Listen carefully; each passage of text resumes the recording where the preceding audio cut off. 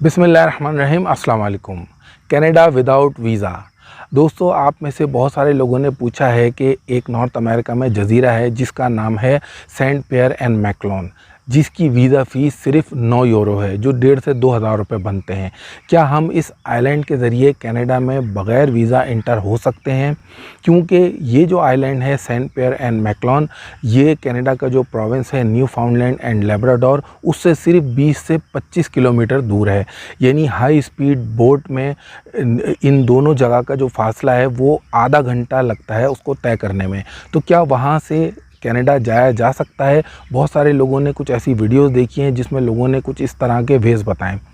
तो मैं आज की इस वीडियो में आपको बताऊंगा कि सेंट पियर एंड मैकलोन आया कि कनाडा में है या फिर ये फ्रांस की एक टेरिटरी है।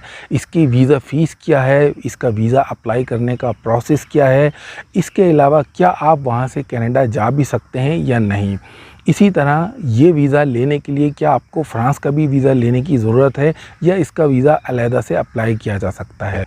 इसके अलावा इसके चांसेस क्या हैं, क्योंकि जो इसका वीज़ा है क्या वो बहुत आसानी से मिल जाता है, जिस तरह के बहुत सारे लोगों ने बताया है कि ये सिंपलेस्ट और ईजीएस्ट वे है। तो क्या ये वाकई ऐसा है? अगर ये सारी इन्फॉर्मेशन आप जानना चाहते हैं तो इस वीडियो को ध्यान से और पूरा देखिए, क्योंकि अधूरी मालूमात आपके किसी काम नहीं आएगी जब तक कि पूरी इन्फॉर्मेशन आपको ना हो। इस तरह का कोई भी कदम अगर आप उठाएंगे तो उसमें आपको फिर फ़ायदा कम और नुकसान का अंदेशा ज़्यादा है। सबसे पहले सेंट पियर एंड मैकलोन आइलैंड जो है ये कहाँ है? ये याद रखिए कि नॉर्थ अमेरिका में कनाडा का जो प्रोविंस है न्यू फाउंडलैंड, उसके करीब में ये सेंट पियर एंड मैकलोन के 8 जज़ीरे हैं या आइलैंड हैं, जिनमें से 2 में आबादी है। एक है सेंट पियर और दूसरा है मैकलोन। बाकी जो इसके 6 जज़ीरे हैं उनमें आबादी नहीं है। ये कनाडा से करीब ज़रूर है लेकिन इसका कनाडा से कोई ताल्लुक़ नहीं है, क्योंकि ये फ्रांस की एक ओवरसीज़ टेरिटरी है। बिल्कुल उसी तरह जिस तरह हॉलैंड की कैरेबियन जो सी है वहाँ पे 6 ऐसे आइलैंड हैं जो हॉलैंड के पास हैं। अगर आपको उन 6 आइलैंड में जाना होता है तो उसका एक ही वीज़ा है जो कि आपको हॉलैंड की एम्बेसी से मिलता है। अब वो लोग जो ये प्लान कर रहे हैं कि वो सेंट पियर एंड मैकलोन का विज़िट करेंगे, वो वीज़ा कहाँ से लें? तो इसका जवाब ये है कि ये वीज़ा फ्रांस की एम्बेसी ही जारी करती है। अब बहुत सारे लोगों के जहन में ये सवाल आएगा कि अगर हम फ्रांस का शेंगन वीज़ा ले लेते हैं तो क्या हम सेंट पियर एंड मैकलोन जा सकते हैं? तो इसका जवाब है बिल्कुल नहीं, क्योंकि फ्रेंच कवानीन के मुताबिक अगर आपको सेंट पियर एंड मैकलोन के आइलैंड जाना है, उन लोगों को जिन्हें वीज़ा लेने की ज़रूरत हो, तो उन्हें अलहदा से वीज़ा अप्लाई करना पड़ता है। ये बात बिल्कुल दुरुस्त है कि ज़्यादातर कंट्रीज़ जैसे इंडिया, पाकिस्तान, दुबई, बांग्लादेश, इन तमाम कंट्रीज़ से अगर आप इसकी वीज़ा फ़ीस चेक करेंगे तो वो 9 यूरो है। तो यहाँ ये बात क्लियर हो गई कि अगर आपके पास शेंगन वीज़ा है तो आप नहीं जा सकते, बल्कि सेंट पियर एंड मैकलोन का अलहदा से वीज़ा है जो आप फ्रांस की एम्बेसी से अप्लाई करेंगे। अब बहुत सारे लोगों के जहन में ये सवाल आएगा कि क्या मुझे वीज़ा अप्लाई करने की ज़रूरत है? बहुत सारे लोग हैं उनके पास कोई दूसरे मुल्क की नेशनैलिटी है या सिटीज़नशिप है। तो इसका सबसे आसान तरीका ये है कि कैसे अप्लाई करें, कहाँ से अप्लाई करें। उसके लिए आपको जो फ्रांस है इसकी एक ऑफिशियल वेबसाइट है, इस पे आना होगा। यहाँ आप अपनी नेशनैलिटी, एज और कुछ दीगर रिक्वायरमेंट्स हैं वो आप फिल करेंगे। फिल करने के बाद आप जब उसको सर्च करेंगे तो सर्च करने पे तमाम रिज़ल्ट आपके सामने आ जाएगा, जिसमें तमाम डिटेल बताई हुई है कि किस तरह के डॉक्यूमेंट्स चाहिए और अप्लाई करने का तरीका क्या है। इसी पोर्टल पे मैं सबसे पहले आपको बता देता हूँ कि इसके लिए किन डॉक्यूमेंट्स की ज़रूरत होती है। उनमें सबसे पहले आपका वैलिड पासपोर्ट, इसके अलावा ऑनलाइन आपने वीज़ा एप्लीकेशन फॉर्म भरना है जो मैं आपको अभी बताऊँगा। उसके अलावा इसकी वीज़ा फ़ीस है जो कि 9 यूरो है, वो आपने पे करना होगी। और यहाँ जो भी आपका जिस कंट्री से आप अप्लाई कर रहे हैं वहाँ आपका बिज़नेस क्या है, काम क्या है, क्या आप करते हैं, जॉब क्या है, तो उसके जो भी रिलेटेड डॉक्यूमेंट्स हैं वो आपको साथ लगाने होंगे। इसके अलावा आपको रिटर्न एयर टिकट उसकी यानी फ़्लाइट बुकिंग वो लगानी होगी। इसी तरह होटल रिज़र्वेशन, ये तमाम चीज़ें लगा के आपको ऑनलाइन इसके लिए अप्लाई करना होगा। इन डॉक्यूमेंट्स के अलावा ये याद रखिए कि आपको यहाँ जाने के लिए, सेंट पेयर एंड मैकलोन जाने के लिए इन कंट्री से जिनका मैंने ज़िक्र किया है, आपको ज़ाहिर है फ़्लाइट लेनी पड़ेगी। और फ़्लाइट के लिए या तो इसकी फ़्लाइट कनाडा से जाती है, मॉन्ट्रियल से, या फिर आपको फ्रांस पेरिस के थ्रू जाना होगा। तो उसके लिए आपको 2 तरह के वीज़ा हासिल करने होंगे, एक सेंट पेयर एंड मैकलोन का वीज़ा, उसके अलावा या तो आप फ्रांस का ट्रांज़िट वीज़ा हासिल करें या शेंगन वीज़ा हासिल करें और उसके बाद पेरिस से आप फ़्लाइट लेके जाएँ। इसके अलावा अगर आप कनाडा से जाएंगे तो ज़ाहिर है कनाडा का जो वीज़ा है, ट्रांज़िट वीज़ा, ये मिलना काफ़ी ज़्यादा मुश्किल है। अगर हम एयर ट्रैवल की बात करें तो इंडिया, पाकिस्तान, दुबई, यहाँ से कम से कम भी जो सेंट पेयर का जो ट्रैवल टाइम है, बाय एयर भी अगर आप जाते हैं तो उसमें 20 से 24 घंटे तक लगते हैं, जिसमें बीच में जैसा कि मैंने आपको बताया या कनाडा या फिर फ्रांस की शहर पेरिस से आपको जाना पड़ेगा। सेंट पेयर एंड मैकलोन की अपनी भी एयरलाइन है जिसका टिकट ऑनलाइन बुक किया जा सकता है। अगर पेरिस से इस आइलैंड के ट्रैवल की बात करें तो बाय एयर 14 से 15 घंटे लगते हैं। ये तो हुआ फ़्लाइट रूट। इसके अलावा अगर हम कॉस्ट की बात करें कि वहाँ तक जाने के लिए बाय एयर कितनी कॉस्ट आएगी, तो आप ये लगा लें कि आप पाकिस्तान, दुबई या इंडिया इस रीजन से अगर पहले पेरिस जाते हैं तो इसमें 50 से 60 हज़ार का आपको रिटर्न टिकट पड़ेगा और तकरीबन इतने ही पैसे आगे आपको पेरिस से और फिर इस आइलैंड जाने के लिए जो रिटर्न टिकट आप बुक करेंगे इतने ही लगेंगे। ये तो तकरीबन ये जो ख़र्चा बनता है ये बनता है 1,20,000, या आप अगर राउंड फिगर कहें तो आप इसको कह सकते हैं कि $800 तक इसमें आपके लग सकते हैं। ये याद रखिए कि ये एक छोटा सा आइलैंड है जिसमें 2 ही जजीरे हैं, सेंट पेयर एंड मैकलोन, जिसमें आबादी है और जो टोटल आबादी है वो सिर्फ 6,000 है।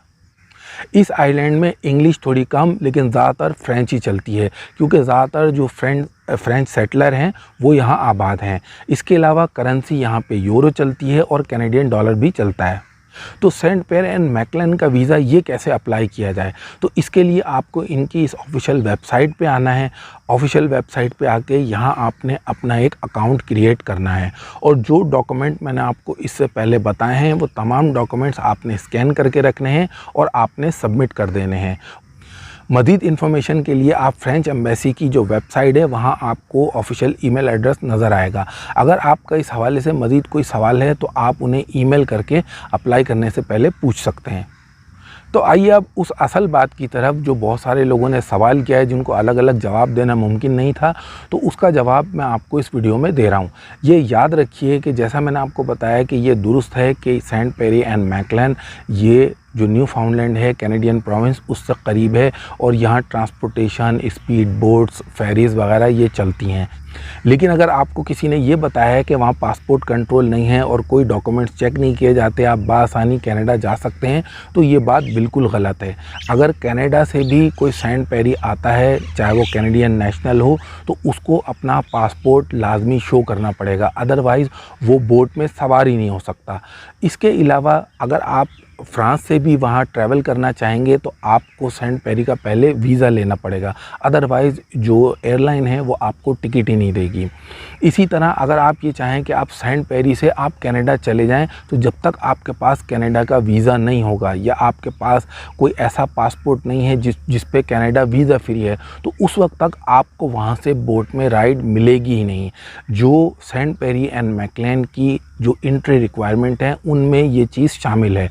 इसके अलावा अगर आप टूरिस्ट हैं या ट्रैवलर हैं, वहाँ के लोकल नहीं हैं, तो आपको वो तमाम डॉक्यूमेंट्स जो एक टूरिस्ट के पास होने चाहिए, जैसे अगर आप सेंट पेरी से कनाडा जा रहे हैं तो आपको वहाँ होटल बुकिंग, आपके पास वहाँ का वैलिड वीज़ा और जो दीगर रिक्वायर्ड डॉक्यूमेंट्स हैं वो होने चाहिए। इसी तरह अगर आप टूरिस्ट हैं और कनाडा से आप सेंट पेरी आना चाह रहे हैं और आप कैनेडियन नेशनल नहीं हैं या किसी ऐसी कंट्री के नेशनल नहीं हैं जो कि वीज़ा फ्री जिनको एंट्री है, तो ऐसी सूरत में भी आपको अकोमोडेशन की बुकिंग, होटल की बुकिंग और जो आपका वैलिड पासपोर्ट या वीज़ा है वो तमाम डॉक्यूमेंट्स आपको शो करना पड़ेंगे। तो लिहाजा अगर आपको किसी ने ये बताया है कि आप बासानी वहाँ से जा सकते हैं, तो ये बात बिल्कुल गलत है। ये नॉर्थ अमेरिका में एक आइलैंड है जहाँ यूरोप और कनाडा से भी बहुत कम लोग जाते हैं, ये ज़्यादा फेमस नहीं है, फिर वहाँ की आबादी भी बहुत कम है। यहाँ आपको 4 से 6 यानी गिने चुने होटल्स हैं। होटल की बात करें वो आपको अकोमोडेशन बुक करना पड़ेगा और कम से कम भी जो उसका ख़र्चा है वो 50 यूरो से कम नहीं है, इससे ज़्यादा ही है। जो पर नाइट आपको वहाँ पे होटल मिलेगा वो आप ऑनलाइन बुक कर सकते हैं। तो अब बात करें कि क्या वाकई सेंट पेरी एंड मैकलन का वीज़ा अप्लाई करने का कोई फ़ायदा है या इसका कोई स्कोप है। तो ये याद रखिए, जो रेगुलर ट्रैवलर हैं, जब आप फ्रेंच एम्बेसी में अप्लाई करेंगे वो एप्लीकेंट का तमाम रिकॉर्ड देखते हैं। अब वो बंदा जो कभी दुबई भी ना गया हो और वो डायरेक्ट, या फ्रांस गया ही ना हो कभी, और वो डायरेक्ट इस आइलैंड का जो ओवरसीज़ टेरिटरी है फ्रांस की, वहाँ का वीज़ा अप्लाई करेगा, ज़ाहिर है उनके चांसेस ना होने के बराबर हैं। ऐसी सूरत में जो भी आपने पैसे भरे होंगे वीज़ा फ़ीस वगैरह के, वो आपके ज़ाया हो जाएंगे। हाँ, अगर आपकी थोड़ी बहुत ट्रैवल हिस्ट्री है, आपने यूरोप वगैरह ट्रैवल किया हुआ है और आपके जो डॉक्यूमेंट्स हैं उनसे ये प्रूफ होता है कि आप वाकई एक टूरिस्ट हैं, तो ऐसी सूरत में आप फिर वीज़ा अप्लाई करेंगे तो आपके चांस हैं, आपको वीज़ा मिल सकता है। यानी ये कोई अनहोनी बात नहीं है। दुनिया में बहुत सारे ममालिक हैं जो ओवरसीज़ टेरिटरी हैं, जो जैसे बरतानिया के पास हैं, कुछ हॉलैंड के पास हैं, कुछ पुर्तगाल के पास हैं, कुछ स्पेन के पास हैं और कुछ फ्रांस के पास हैं। तो लोग वहाँ जाते हैं, टूरिस्ट जाते हैं। उनकी जो इकॉनमी है, जैसे सेंट पेरी एंड मैकलन की मैं बात करूं तो इसकी इकॉनमी बेस करती है फ़िशिंग पे और टूरिज़्म पे। तो ऐसा नहीं है कि उन्होंने टूरिस्ट को वीज़ा देना नहीं है, बल्कि जो जेन्युइन टूरिस्ट होते हैं उन्हीं को ज़्यादातर वीज़ा ग्रांट होता है। तो वो लोग जिनकी प्रोफाइल थोड़ी अच्छी है और वो इन फ्यूचर अप्लाई करना चाहते हैं, इस वक्त तो ये वीज़ाज़ क्लोज़ हैं। तो जब इन फ्यूचर अगर वो अप्लाई करना चाहते हैं तो एक टिप है, वो मैं आपके साथ शेयर कर रहा हूँ। ये याद रखिए कि सेंट पेरी एंड मैकलन में जो ऑफिशियल एस्टिमेट्स हैं उनके मुताबिक जो पर डे एक्सपेंस है वो है 120 यूरो। यानी ये तमाम अखराजात करने के बाद जो आप वीज़ा वगैरह लेंगे, उसके बाद वहाँ एंट्री के लिए भी, मिसाल के तौर पे आपने जो होटल बुक किया है वो 10 दिन का बुक किया है, तो आपके पास 120 यूरो पर डे के हिसाब से कम वो पैसे होने चाहिए जो आप वहाँ शो कर सकें। उससे ज़्यादा ही होने चाहिए। ये मैं आपको बता रहा हूँ कि एंट्री आपको उस वक्त मिलेगी जब कम पर डे 120 यूरो के हिसाब से आपके पास होंगे। ये बहुत अहम बात है। बहुत सारे लोग जब टूरिस्ट वीज़ा अप्लाई करते हैं या कहीं जाते भी हैं और उनकी एंट्री रिफ्यूज़ हो जाती है, तो उसकी मेन वजह यही होती है कि आपका जो रिटर्न टिकट है उस पर 1 महीने बाद की डेट है। आपके पास जो पैसे हैं आपको पता नहीं है कि मैं यहाँ जा रहा हूँ इस कंट्री में, तो यहाँ पर डे ऑफिशियल एस्टिमेट क्या है, पर डे का एक्सपेंस क्या है। तो जो वीज़ा ऑफिसर्स हैं या एंट्री देने वाले हैं वो इस चीज़ को देखते हैं कि आपके पास रिसोर्सेज क्या हैं, इतने दिन आप वहाँ कैसे रहेंगे।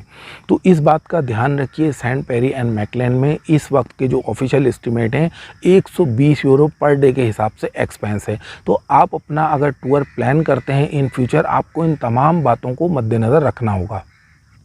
तो दोस्तों, उम्मीद करता हूँ ये वीडियो आपको पसंद आई होगी। इसकी तमाम डिटेल, अप्लाई करने का तरीका मैं इस वीडियो के डिस्क्रिप्शन में एक लिंक डाल दूँगा, आप उस पर जाके चेक कर सकते हैं। अगर आपका इस हवाले से मज़ीद कोई सवाल है तो आप, मेरा ईमेल एड्रेस है info@pixtube.com, उस पर आप मुझसे कोई रिलेटेड सवाल पूछ सकते हैं। अगर ये वीडियो आपको अच्छी लगी तो इस वीडियो को लाइक कीजिए और दूसरों के साथ भी शेयर कीजिए, क्योंकि बहुत सारे लोग हैं जिनको अधूरी मालूमात होती हैं और वो उसी को देख के और फिर कोई कदम उठा लेते हैं और बाद में फिर उनका नुकसान हो जाता है। तो आप कोशिश कीजिए इस वीडियो को ज़्यादा से ज़्यादा शेयर कीजिए ताकि ये इन्फॉर्मेशन दूसरे लोगों तक भी पहुँच सके। अगर आप मेरे चैनल पिक्सट्यूब पे नए हैं तो मेरे चैनल को सब्सक्राइब भी ज़रूर कीजिए। वीडियो देखने का शुक्रिया।